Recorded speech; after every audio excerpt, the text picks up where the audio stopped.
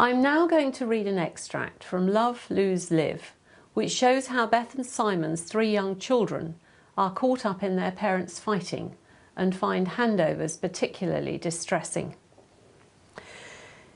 During the summer holidays, Beth took the children on the seaside holiday originally planned for them all. It was hard, but the children spent lots of time on the beach and Beth tried to read and relax. The children gradually got used to the rhythm of spending time with both parents, with lots of trips on the Broads and outings to local attractions. In theory, they spent alternate weekends with their father, but Simon's work trips abroad often meant that arrangements had to change at short notice. At first, Beth didn't see why she should drop everything and change all her plans, but then she saw how much the children missed seeing their father, so she angrily and resentfully complied with his schedule. The children stopped saying what they wanted and didn't want, accepting whatever arrangements were made for them. Often one of them, especially Catherine, would want to ring Mummy, or sometimes she just wanted Mummy. But she got used to that absence and attached herself to Daddy or Granny, clinging to them like a vine or attracting attention with tears or tantrums. The fact that Granny loved having Russell too helped.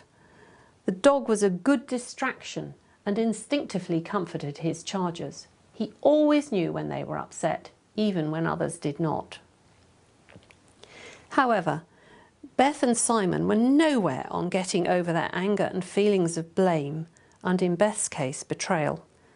They were seemingly stuck in an endless battle to have the last word, to win the last battle, to say the one single thing that would lift the scales from the other's eyes and make them realise what a monster they really were.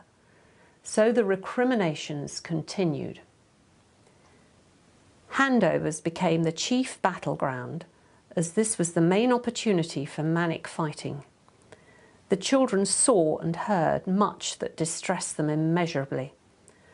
Often they would interpret what was said as further evidence of their responsibility for the breakdown of the family.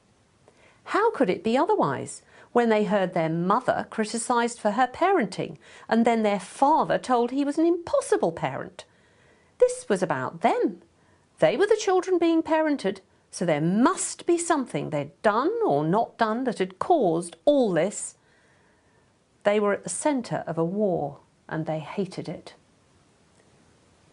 The children tried everything to stop it. They cried, they shouted. Running fast between their parents so that the handover took place at a distance worked well when they could manage it. At times, one of the children would try and talk non-stop to one parent, and one of the others would do the same with the other parent, so that they were unable to argue with each other. But even then, text messages and emails were sent and received shortly afterwards. The children didn't see what the messages said, but they knew they were in the middle of a continual battle.